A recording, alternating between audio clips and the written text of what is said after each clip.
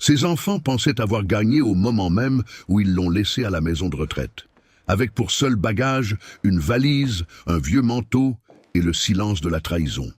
Ils croyaient que ce vieil homme était trop faible, trop seul et trop brisé pour riposter.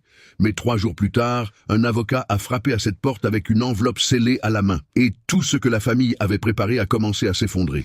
Ce qu'ils ont fait pour l'argent était cruel. Ce que lui avait déjà fait en secret était inoubliable. À 78 ans, Walter Hale avait passé toute sa vie à bâtir quelque chose qu'il croyait digne de lui survivre. Pas seulement la maison aux colonnes blanches, au bout de Maple Street. Pas seulement le terrain que son père lui avait laissé, ni la quincaillerie qu'il avait transformée d'une petite boutique en difficulté, en commerce le plus respecté de la ville. Ce que Walter avait vraiment passé sa vie à construire, c'était sa famille. Il croyait au sacrifice, au fait d'être présent, à payer l'addition sans jamais le rappeler, à réparer ce qui était cassé avant même que les autres ne s'en aperçoivent. Pendant des décennies, voilà le genre de père qu'il avait été. Solide, discret, fiable. Le genre d'homme dont l'amour n'était jamais bruyant, mais toujours là. Quand sa femme Eleanor était encore en vie, la maison avait une chaleur particulière, les dîners du dimanche, les anniversaires qui comptaient, les petits-enfants courant dans le couloir pendant qu'elle riait depuis la cuisine. Mais après la mort d'Eleanor, quelque chose dans cette famille a changé, pas d'un seul coup. Pas assez pour que Walter ose se l'avouer tout de suite. Les appels sont devenus plus courts. Les visites plus rares. Ses 3 enfants, Daniel, Rebecca et Thomas, souriaient encore quand ils passaient, mais leur regard n'était plus le même. Ils ne regardaient plus leur père avec tendresse. Ils regardaient la maison, les vieux tableaux, le buffet en argent, les documents qu'ils gardaient dans le bureau à l'étage. Walter l'avait remarqué, mais comme beaucoup de pères, il avait choisi le déni plutôt que la douleur. Il se disait qu'ils étaient simplement occupés, que la vie rendait les gens distraits, que le deuil touchait chacun différemment. Mais ce n'était pas le deuil qui les avait changés, c'était la cupidité. Tout a commencé par des suggestions discrètes. « Papa, cette maison est trop grande pour toi maintenant. Tu ne devrais pas rester seul à ton âge. Il est peut-être temps de rendre les choses plus simples, pour tout le monde. » Cette dernière phrase lui est restée en tête. Pas plus simple pour toi. Plus simple pour tout le monde. Malgré cela, Walter n'a rien dit. Puis, un après-midi, Daniel est arrivé avec un dossier. Rebecca a apporté des brochures. Thomas est resté près de la fenêtre, les bras croisés, à peine capable de faire semblant de se soucier de lui. Ils l'ont fait asseoir dans son propre salon, comme s'il était un étranger à qui l'on annonçait une mauvaise nouvelle. Il parlait doucement, presque avec professionnalisme, comme si la gentillesse pouvait masquer la trahison. Ils lui ont expliqué qu'ils avaient trouvé un endroit magnifique, où il serait en sécurité, à l'aise et bien entouré. Une maison de retraite à une 30aine de kilomètres, calme, propre, définitive. Walter a regardé les brochures en silence. Il n'avait même pas besoin de poser la vraie question. Il voyait déjà la réponse écrite sur leur visage. Il ne s'agissait pas de sa santé. Il s'agissait de l'éloigner de la maison. Et quand il a finalement demandé, d'une voix basse et ferme, « Depuis combien de temps vous préparez ça ?» Personne ne lui a répondu franchement. Rebecca a baissé les yeux. Thomas a poussé un soupir. Daniel s'est penché vers lui et a prononcé la seule phrase capable de briser ce qu'il restait encore du cœur de Walter. « Nous pensons que c'est mieux ainsi. Pas mieux pour toi, mieux pour eux. » Walter a lentement regardé autour de lui. La même pièce où il avait porté chacun d'eux quand ils étaient bébés, où les sapins de Noël touchaient presque le plafond, où Eleanor jouait du piano les soirs d'hiver. Et il a compris quelque chose de froid et de dévastateur. Aux yeux de ses enfants, il n'était plus un père. Il était devenu un obstacle. Et avant la fin de la semaine, ils allaient lui prouver jusqu'où ils étaient prêts à aller. Quelque chose de bien plus cruel qu'un simple abandon était déjà en train de se préparer dans cette maison. 2 jours plus tard, ils sont revenus avec des cartons. Pas pour l'aider à s'installer, pas pour lui demander ce qu'il voulait emporter, même pas pour faire semblant que tout cela était temporaire. Ils sont revenus comme des gens venus vider une vie qu'ils avaient déjà décidé de considérer comme terminée. Walter se tenait près de l'escalier, une main posée sur la rampe, regardant ses enfants circuler dans la maison avec l'efficacité froide d'étrangers. Rebecca enveloppait la porcelaine d'Eleanor dans du papier journal. Thomas ouvrait les tiroirs du bureau comme s'il cherchait de l'argent caché. Daniel descendait les dossiers de l'étage sans poser une seule question. Chacun de leurs gestes disait la même chose. Il n'avait plus sa place ici. Laisse ça. dit Walter quand Thomas tendit la main vers une vieille boîte en bois posée sur l'étagère. Thomas le regarda à peine. « Tu n'auras pas besoin de tout ça là où tu vas. Là où tu vas. » Comme s'il s'agissait d'un colis qu'on expédiait quelque part. Comme si la dignité pouvait être rangée avec des pulls et des médicaments. Walter fit un pas en avant, plus lent qu'autrefois, mais toujours ferme. J'ai dit « Laisse ça ». Pendant une seconde, la pièce sembla se figer. Thomas se retourna, la mâchoire tendue, l'agacement montant plus vite que la honte. « Papa, arrête de rendre les choses plus compliquées qu'elles ne devraient l'être. Plus compliquées. » Walter faillit rire, pas parce que c'était drôle, mais parce que la cruauté sonnait toujours raisonnable dans la bouche de ceux qui voulaient quelque chose de vous. Rebecca entra alors dans la pièce, un cadre entre les mains. C'était une photo prise lors de leur 40e anniversaire de mariage. Eleanor souriait contre l'épaule de Walter, sa main dans la sienne, comme si le monde n'avait pas encore appris à devenir cruel. « Nous garderons les choses importantes en sécurité », dit-elle doucement. Walter fixa le cadre entre ses mains et sentit quelque chose se fendre en lui. En sécurité, c'étaient les mêmes enfants qui n'étaient pas venus le voir depuis des semaines, sauf quand il était question de papier, les mêmes qui parlaient davantage d'organisation que de deuil, les mêmes qui avaient déjà choisi sa chambre à la maison de retraite avant même de lui demander s'il voulait y aller. Et maintenant, il voulait décider quel morceau de son mariage méritait d'être conservé. Il s'approcha de Rebecca et reprit doucement le cadre. Ses doigts tremblaient, mais pas sa voix. « Votre mère n'est pas un objet qu'on trie. » Le visage de Rebecca se durcit aussitôt. Toute douceur disparut. « On essaie de t'aider. »« Non, » dit Walter. « Vous essayez de vider cette maison avant que je puisse vous en empêcher. » Un silence retomba. Plus lourd cette fois. Daniel apparut dans l'embrasure de la porte, un bloc-notes à la main. Toujours le plus lisse. Toujours calme quand les autres perdèrent le contrôle. C'est ce qui le rendait le plus dangereux. Il n'avait pas besoin de hausser la voix pour blesser. « Papa, » dit-il, « personne n'est en train de te voler. » Walter se tourna lentement vers lui. « Alors, pourquoi agissez-vous comme si j'étais déjà mort ?» Cette phrase les atteignit. Même Thomas détourna les yeux, mais seulement une seconde, parce que la cupidité, une fois installée dans le cœur, laisse peu de place à la culpabilité. Daniel expira, puis baissa la voix comme le font ceux qui veulent paraître compatissants tout en enfonçant le couteau. « Tu ne peux plus gérer ce patrimoine. Les factures, l'entretien, les risques juridiques, c'est trop. Nous protégeons ce qu'il en reste. Ce qu'il en reste. » Walter comprit enfin avec une netteté glaciale. Pour eux, il n'était plus le maître de sa propre vie. Il était juste le dernier obstacle entre eux et l'héritage. Le commerce, le terrain, les placements, la maison, tout ce qu'ils avaient commencé à compter bien avant sa mort. 1 heure plus tard, une voiture de la maison de retraite s'arrêta dans l'allée. Aucune vraie discussion de famille, aucun vrai consentement. Seulement des signatures, des arrangements et une destination choisie à sa place. Cette fois, Walter fit lui-même sa valise. 3 chemises, 2 pantalons, un nécessaire de toilette, la photo d'Eleanor et la vieille boîte en bois que Thomas avait voulu prendre. À l'intérieur se trouvaient des lettres, certaines d'Eleanor, d'autres des premières années du magasin, et un document scellé que Walter y avait glissé des mois plus tôt, après une discrète rencontre dont personne dans la famille ne savait rien. Il le regarda un instant avant de refermer le couvercle. Pas encore. Arrivé à la porte d'entrée, il s'arrêta. Ses enfants étaient tous là, mais aucun n'avait plus l'air d'un enfant. Ils ressemblaient à des héritiers impatients d'en finir avec la cérémonie. Walter posa la main sur l'encadrement de la porte et se retourna vers la maison qu'il avait bâtie. Chaque mur portait un souvenir.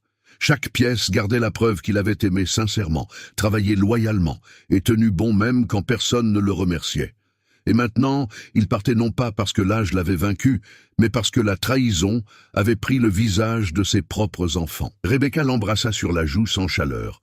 Thomas porta sa valise jusqu'à la voiture comme s'il s'agissait d'une corvée. Daniel verrouilla la porte derrière eux. Walter l'a remarqué. Aucun d'eux n'a dit « Reviens vite », parce qu'aucun d'eux ne s'attendait à le voir revenir. Lorsque la voiture s'éloigna, Walter regarda par la vitre arrière et vit ses enfants debout dans l'allée, déjà en train de se parler, pas attristé, pas inquiet, souriant. C'est à cet instant qu'il comprit toute la vérité. Il ne l'avait pas envoyé là-bas par peur, il l'avait envoyé là-bas parce qu'il croyait avoir gagné. Ce qu'ils ignoraient, c'est que Walter s'était préparé à cela bien avant qu'ils ne passent à l'action. La maison de retraite était plus propre que Walter ne l'avait imaginé.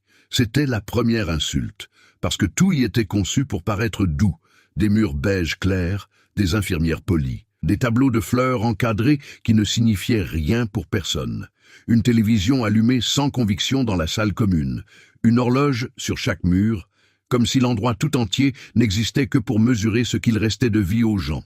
Ce n'était pas violent, c'était pire. C'était un lieu où l'on envoyait les gens quand d'autres avaient déjà décidé que leur histoire était terminée. On conduisit Walter dans une petite chambre avec un lit simple, une commode étroite et une fenêtre donnant sur un jardin fermé. Sa valise était posée au milieu du lit, bien droite, comme la preuve que toute une existence pouvait être réduite à ce qu'on transporte d'une seule main. L'employé qui l'accompagna, une femme bienveillante nommée Marissa, lui parla avec une chaleur qu'il n'avait plus entendue de la part de ses propres enfants depuis des mois. « Si vous avez besoin de quoi que ce soit, Monsieur Hale, appuyez simplement sur ce bouton. » Il hocha la tête et la remercia. Puis il attendit que la porte se referme avant de s'asseoir lentement au bord du lit. C'est là que le silence l'a frappé. Pas le silence de la paix, le silence du remplacement. Sa maison, son fauteuil, ses livres, la cuisine d'Elénore, le couloir où les petits-enfants couraient autrefois en riant. Tout cela lui avait été retiré en quelques heures, non par des inconnus, non par le destin, mais par les personnes mêmes pour lesquelles il s'était sacrifié toute sa vie.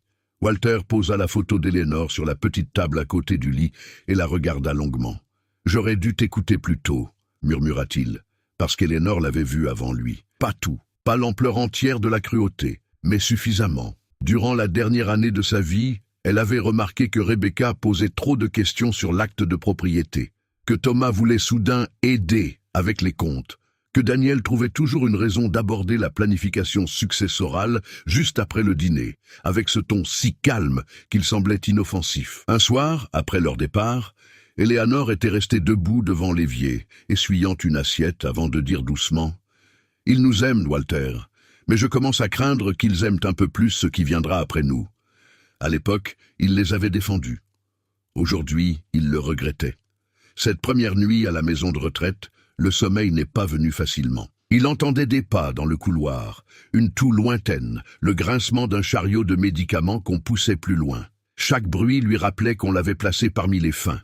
Mais Walter n'était pas au bout, pas encore. Le lendemain matin, il se leva avant l'aube, s'assit près de la fenêtre et ouvrit la boîte en bois. À l'intérieur, les lettres étaient attachées avec un ruban fané. Sous elles se trouvait le document scellé. Il fixa l'enveloppe un long moment, puis passa lentement son pouce sur le bord, comme pour sentir le poids d'une décision déjà prise. Des mois plus tôt, après que Daniel eut demandé d'un ton détaché si les parts du commerce étaient déjà bien organisées, après que Thomas eut commencé à poser des questions sur les relevés fiscaux, après que Rebecca eut suggéré de placer la maison dans une structure familiale pour éviter toute confusion plus tard, Walter avait fait quelque chose qu'aucun d'eux ne soupçonnait. Il était allé voir un avocat, pas parce qu'il voulait se venger. Parce que, pour la première fois de sa vie, il comprenait que l'amour sans prudence pouvait devenir une forme d'autodestruction.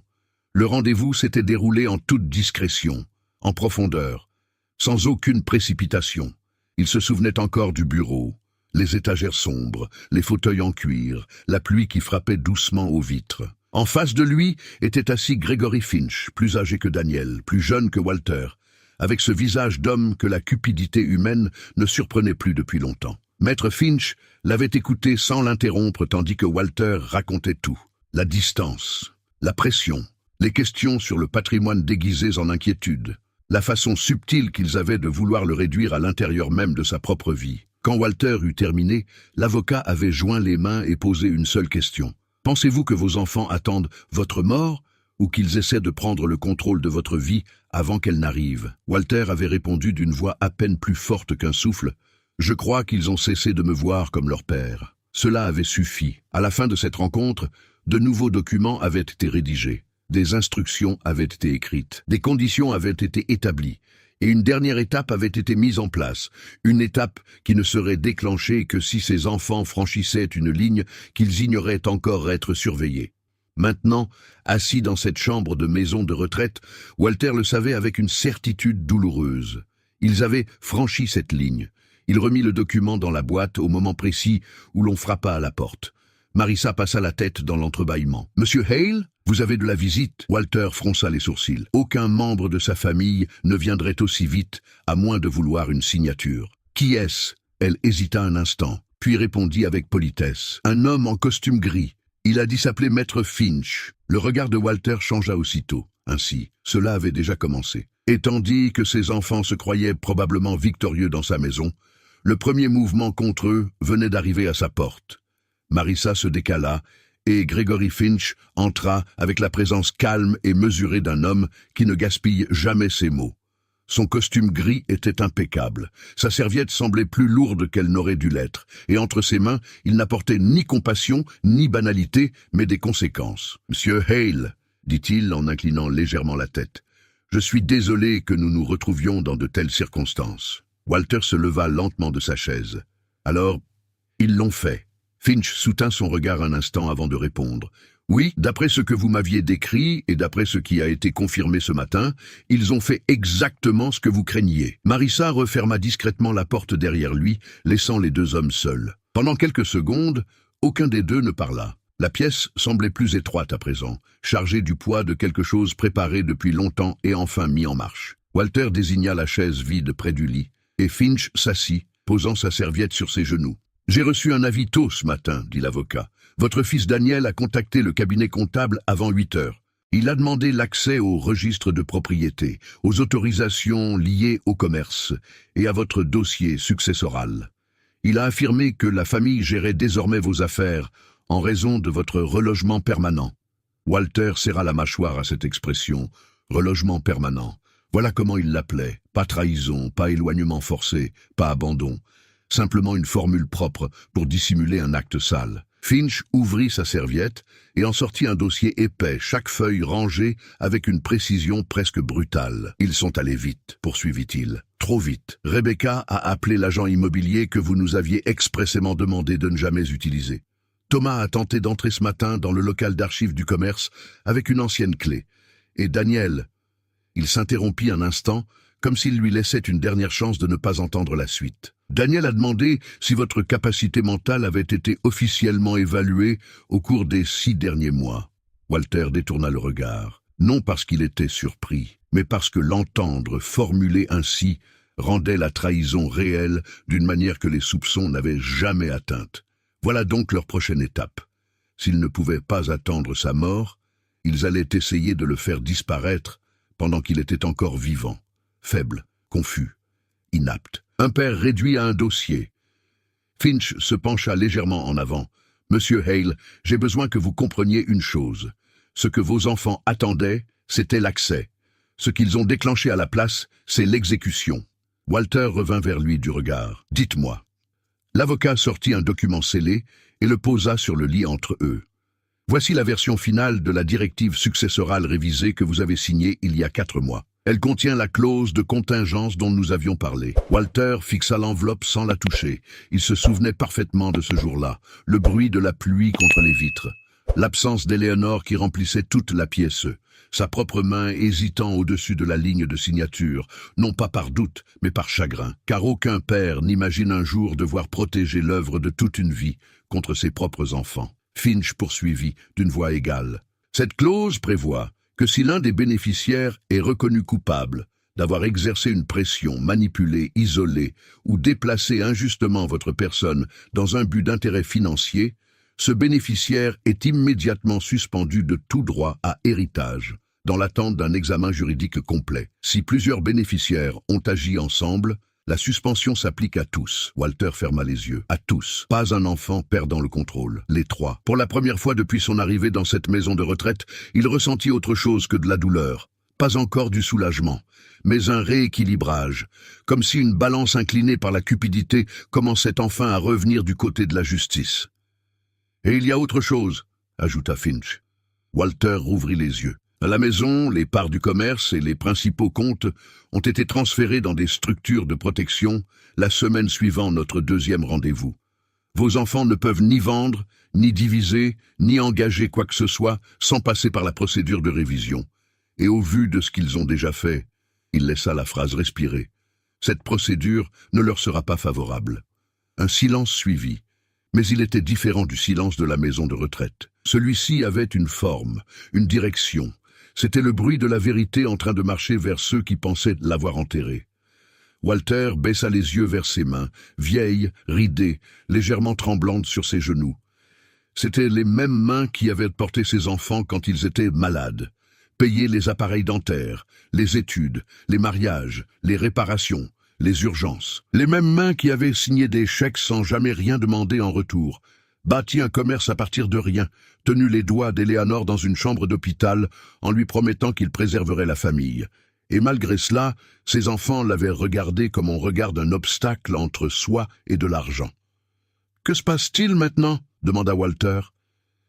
Finch lui donna une réponse qui ne vient que de quelqu'un ayant déjà prévu 10 coups d'avance. « Maintenant, je vais chez vous. » Walter releva lentement la tête. L'expression de l'avocat ne changea pas, mais quelque chose de froid vivait désormais sous son professionnalisme, quelque chose de maîtrisé, de précis, de définitif. Je vais leur remettre un avis formel en main propre. À compter de maintenant, il leur est interdit de vous représenter, interdit de toucher aux biens successoraux, et ils seront avertis que toute ingérence supplémentaire pourra les exposer à une action civile. S'ils ont retiré des documents ou des biens, nous exigerons leur restitution immédiate. Walter l'imagina. Daniel ouvrant la porte, toujours avec ce visage composé. Rebecca essayant d'adoucir la scène avec des excuses. Thomas devenant agressif avant même la lecture de la première page. Ils penseraient à un malentendu. Puis, ils entendraient les mots « suspendu »,« gelé », sous examen. La poitrine de Walter se souleva lentement. Depuis des jours, il s'était senti comme un vieil homme rejeté, envoyé attendre la fin en silence. Mais pour la première fois, il se souvenait de celui qu'il avait été avant que le deuil et la solitude ne le rendent vulnérable. Il était Walter Hale. C'était lui qui avait construit tout ce qu'il convoitait, et il ne l'avait pas construit pour des vautours. Finch se leva et referma sa serviette. « J'aurai besoin que vous soyez prêt, monsieur Hale. Cela ne restera pas silencieux bien longtemps. Dès que je quitterai cette maison, ils sauront que vous avez vu clair dans leur jeu. » Walter acquiesça une seule fois. Qu'ils le sachent, parce que dans moins d'une heure, les enfants qui pensaient avoir gagné allaient entendre un coup frapper à la porte qui transformerait leur triomphe en panique. Dans la maison des Hale, l'atmosphère avait presque quelque chose de festif. Pas ouvertement, pas d'une manière qu'aucun d'eux n'aurait jamais reconnu plus tard si quelqu'un leur avait posé la question. Mais cela flottait là, dans la voix plus détendue de Daniel, dans la manière dont Rebecca ouvrait déjà les placards sans hésitation, dans Thomas qui traversait le bureau, comme si la pièce lui appartenait enfin.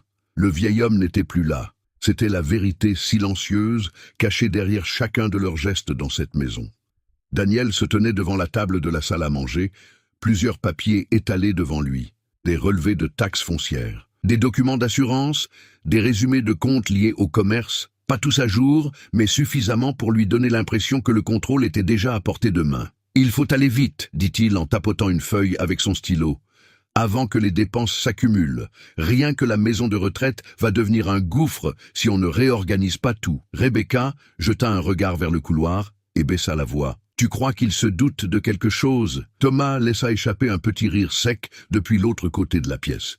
Il s'est douté d'assez de choses pour être pénible, mais pas d'assez pour nous arrêter. Rebecca ne répondit pas. Malgré toute sa douceur apparente, elle avait quand même aidé à faire sa valise.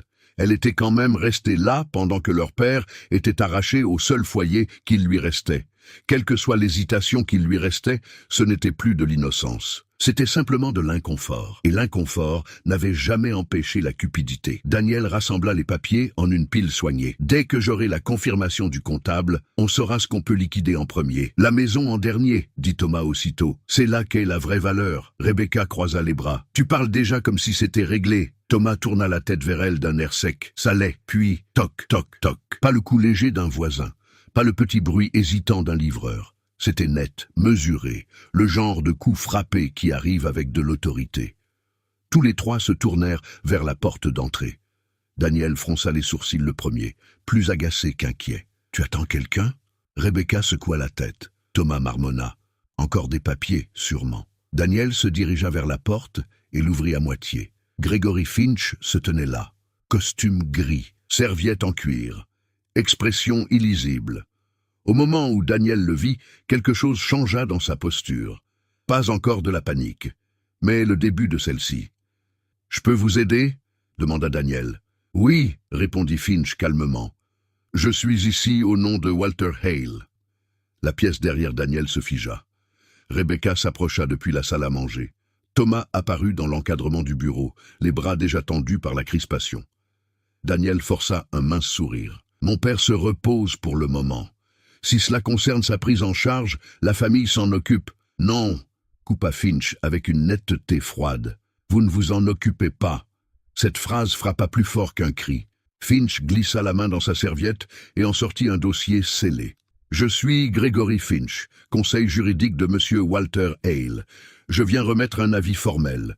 Je vous conseille de vous asseoir tous les trois. » Thomas ricana. « Un avis formel, pourquoi au juste ?» Finch posa les yeux sur lui sans modifier le ton de sa voix. « Pour des agissements susceptibles de constituer une contrainte, un isolement abusif, une tentative de prise de contrôle illégale sur des biens protégés, ainsi qu'une ingérence dans l'autonomie juridique de mon client. » Le visage de Rebecca perdit immédiatement sa couleur. Daniel ouvrit davantage la porte sans pour autant l'inviter. « Il doit y avoir un malentendu. »« Oh, il n'y en a aucun !» répondit Finch.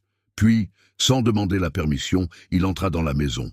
Pas avec agressivité, pas bruyamment, mais avec cette certitude tranquille qui faisait paraître la maison un peu moins à eux à chaque séco NDE où il s'y trouvait. Il alla jusqu'à la table de la salle à manger, posa les documents, puis regarda chacun d'eux à tour de rôle.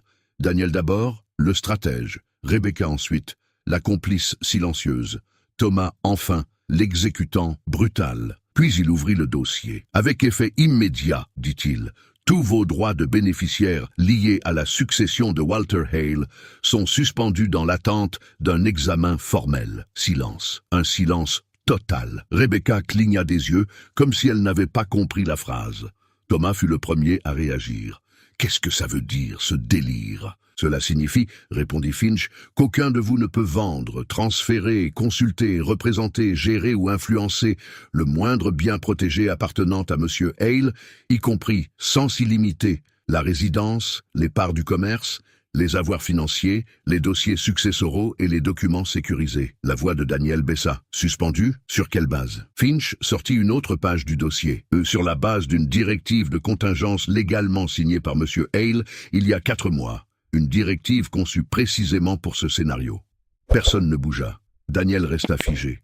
Rebecca s'assit lentement. Thomas fit un pas en avant. « C'est absurde. On l'aidait. » Finch tourna la tête vers lui. « Alors vous avez choisi une façon remarquable de le faire. » La bouche de Thomas s'ouvrit, mais aucun mot ne sortit. Parce que, soudain, la pièce ne fonctionnait plus selon leur version de l'histoire. Plus de langage doux. Plus d'excuses familiales, plus de faux soucis pendant qu'on tendait la main vers les clés, les dossiers et les signatures. Seulement des faits froids. Finch poursuivit, chaque mot posé comme une pierre. Monsieur Hale a documenté un schéma de pression concernant sa succession, sa résidence et sa capacité juridique. Il a anticipé des tentatives de l'éloigner de son domicile sous prétexte de protection. Il a anticipé des accès non autorisés à ses dossiers et il a donné instruction à ce cabinet d'agir à l'instant même où ces démarches commenceraient. Rebecca leva les yeux d'un coup. Il nous a documenté. La douleur dans sa voix aurait peut-être compté, si elle n'avait pas elle-même participé à tout cela. « Oui, » répondit Finch. Il s'est protégé. Daniel finit par avancer, essayant de reprendre le contrôle. « Vous ne pouvez pas débarquer ici et nous menacer avec du jargon juridique. Nous sommes ses enfants. » Finch soutint son regard sans ciller. « Et pourtant, M. Hale a jugé nécessaire de se défendre contre vous. » Là, quelque chose se brisa dans la pièce.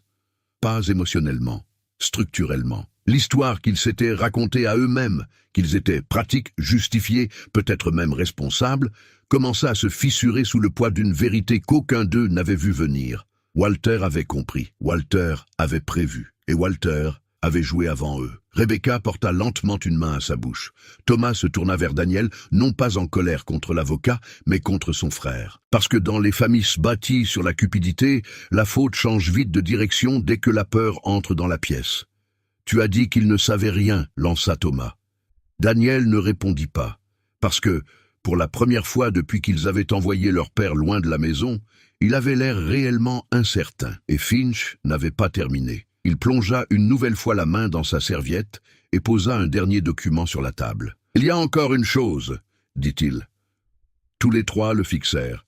Si la suspension est confirmée après examen, les biens de M. Hale ne seront pas redistribués à d'autres membres de la famille.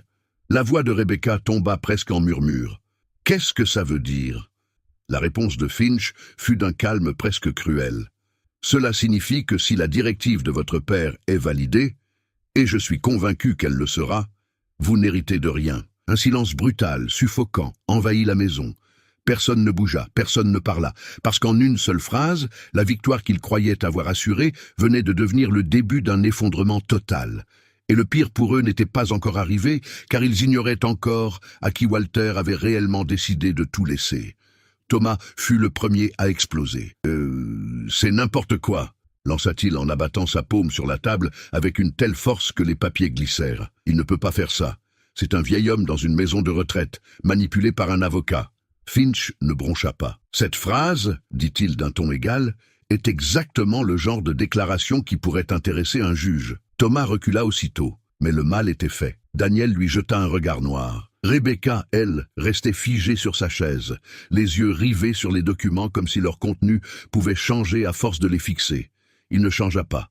Finch ouvrit le dernier dossier et fit glisser une page vers Daniel. « Lisez le 4e paragraphe. » Daniel hésita, puis prit la feuille d'une main qui n'était plus aussi stable qu'auparavant. Ses yeux parcoururent les lignes, puis s'arrêtèrent. Rebecca le vit immédiatement. « Qu'est-ce qu'il y a ?» Daniel ne répondit pas tout de suite. Son visage avait blêmi d'une manière qu'aucun mot ne pouvait masquer. « Daniel, » répéta Rebecca plus sèchement. « Qu'est-ce qu'il y a ?» Il déglutit. « Si la suspension est maintenue, » sa voix se serra. « Toutes les prétentions personnelles à l'héritage sont annulées. » Thomas lâcha un rire bref, mais il n'y avait plus aucune assurance dedans. « Ça, tu l'as déjà dit. » Finch hocha la tête. « Oui, mais continuez. » Le regard de Daniel descendit plus bas. Cette fois, quand il parla, la pièce sembla se refermer autour des mots. La succession est transférée à la fondation Eleanor Hale. Rebecca fronça les sourcils. « Quelle fondation ?» Walter n'en avait jamais parlé. Pas une seule fois, ni à Noël, ni après les funérailles de leur mère, ni au cours de la moindre discussion sur le commerce, la maison ou les terrains. Ce nom flottait soudain dans la pièce comme un secret venu d'une autre vie. Finch croisa les mains derrière le dos. Il y a 6 mois, M.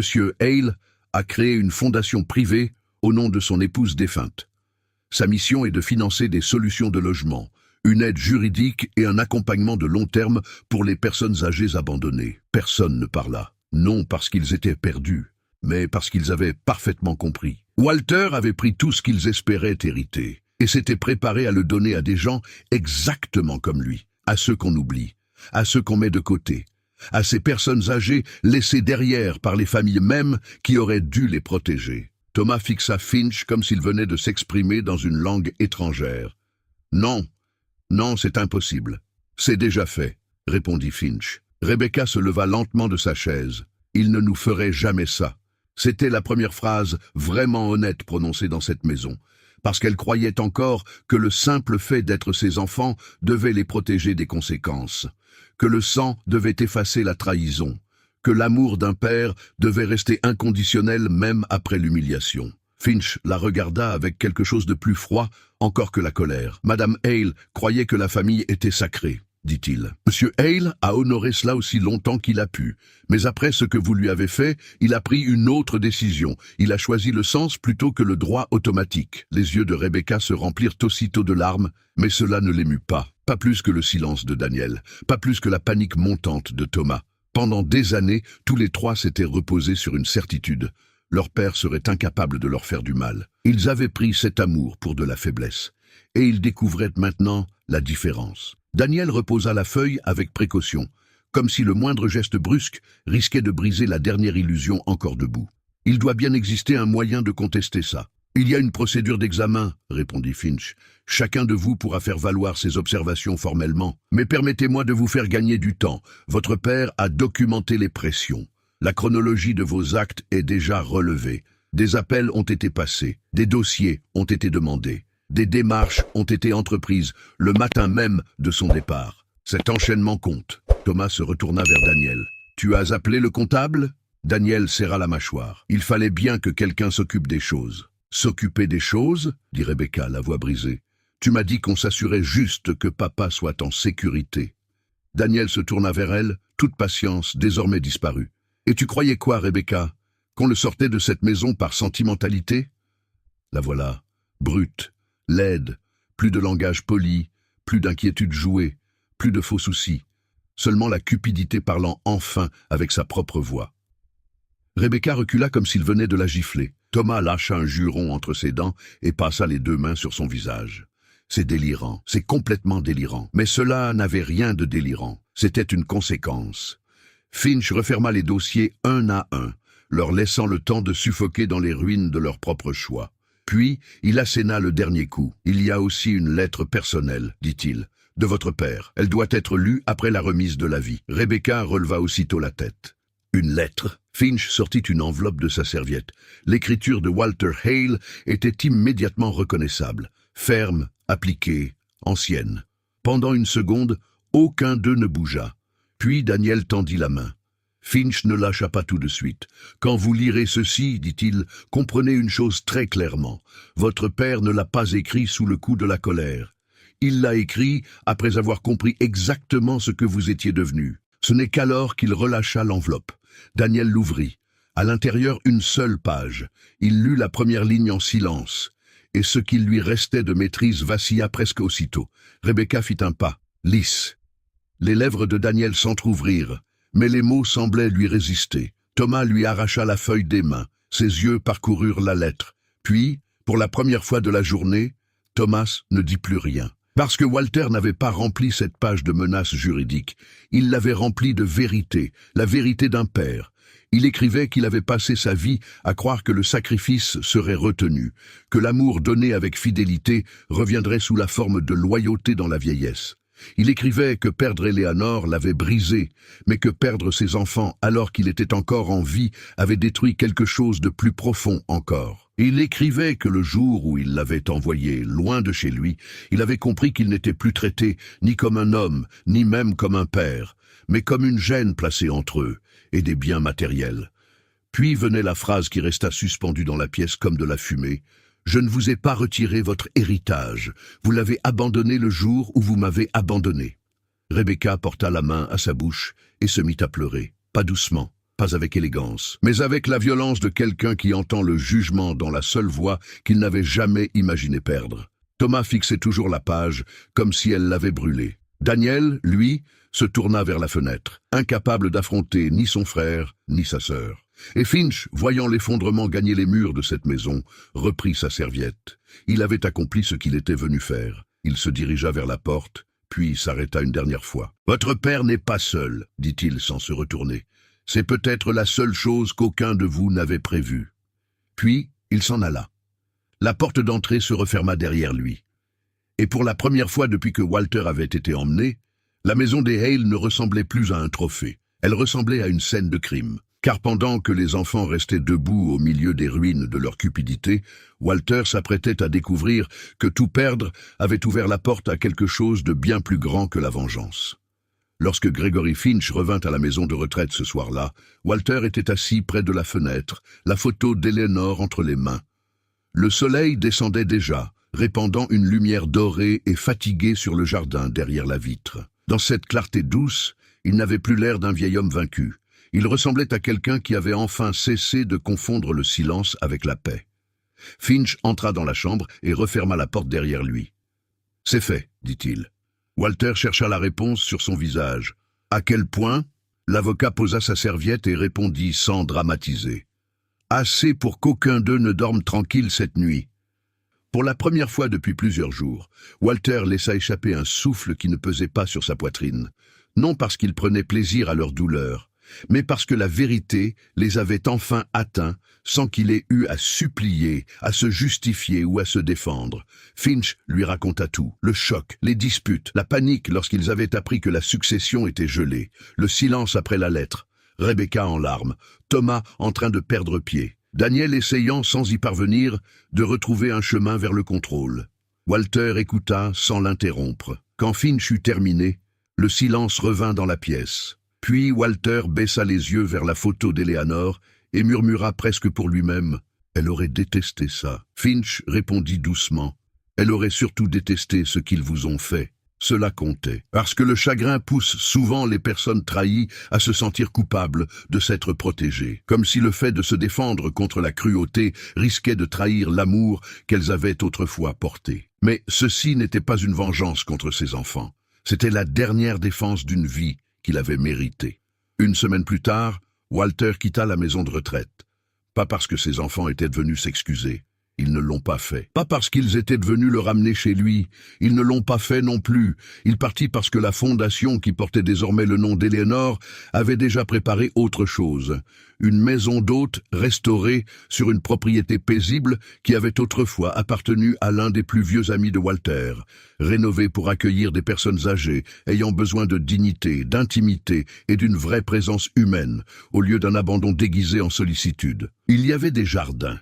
Un porche à l'avant, une bibliothèque aux grandes fenêtres, et même un petit atelier de menuiserie que quelqu'un avait pensé lui plaire. Pour la première fois depuis la mort d'Eleanor, Walter entra dans un lieu qui ne ressemblait pas à une fin. Cela ressemblait à un second commencement. Au fil des mois, l'histoire se répandit discrètement dans la ville.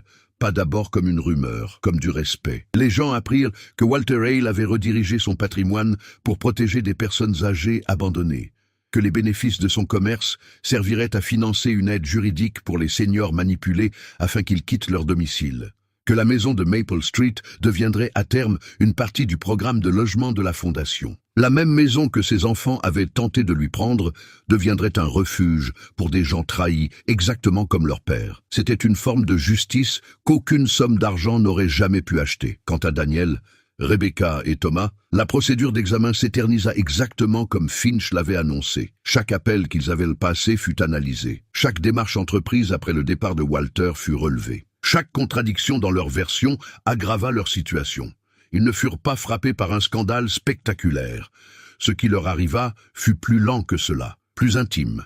Ils perdirent leur réputation, perdirent la confiance des autres, perdirent l'image qu'ils avaient construite d'eux-mêmes comme des enfants responsables ayant simplement pris la bonne décision. On les regardait autrement à présent, non pas à cause de rumeurs, mais parce que la vérité change toujours l'air autour de ceux qui trahissent les plus vulnérables. Et le plus cruel pour eux fut peut-être ceci. Walter ne passa pas le reste de sa vie à les combattre. Il passa à autre chose. Il trouva la paix sans eux. Il transforma en sens la blessure même qu'il lui avait infligée. C'était la seule issue qu'ils n'avaient jamais envisagée. Parce qu'ils avaient cru que le pouvoir consistait à contrôler son argent. Mais à la fin, Walter leur prouva que le vrai pouvoir, c'était de décider où irait son amour, son travail et son héritage. Et il choisit de ne pas les laisser aux mains de la cupidité, il choisit de les mettre au service de la miséricorde. Un après-midi d'automne, quelques mois plus tard, Walter se tenait dans le jardin de la nouvelle résidence pendant que des bénévoles installaient une petite plaque près de l'entrée. On pouvait y lire « Fondation Eleanor Hale ». Pour ceux qu'on a oubliés, mais jamais privés de valeur. Walter fixa longtemps cette plaque, puis il sourit, un petit sourire, silencieux, vrai. Le genre de sourire qui n'apparaît qu'après avoir survécu à ce qui aurait dû vous briser. Parce que ses enfants l'avaient envoyé loin de chez lui en croyant avoir gagné. Mais le vieil homme qu'ils avaient rejeté fit quelque chose qu'ils n'avaient jamais imaginé. Il transforma la trahison en protection, l'abandon en mission, et l'héritage en justice. À la fin, ils perdirent tout ce pourquoi ils avaient été prêts à le détruire. Et Walter. Il finit par offrir l'œuvre de toute sa vie à ceux qui sauraient réellement en comprendre la valeur. Parfois, le karma n'arrive pas dans les cris. Parfois, il arrive avec des coups frappés à une porte, une lettre posée sur une table, et le silence terrible de gens qui comprennent qu'ils ont détruit leur propre avenir de leurs propres mains. Si cette histoire vous a touché, dites-moi en commentaire d'où vous regardez cette vidéo, laissez un like, et abonnez-vous pour découvrir d'autres récits puissants de trahison, de justice et de fins inoubliables.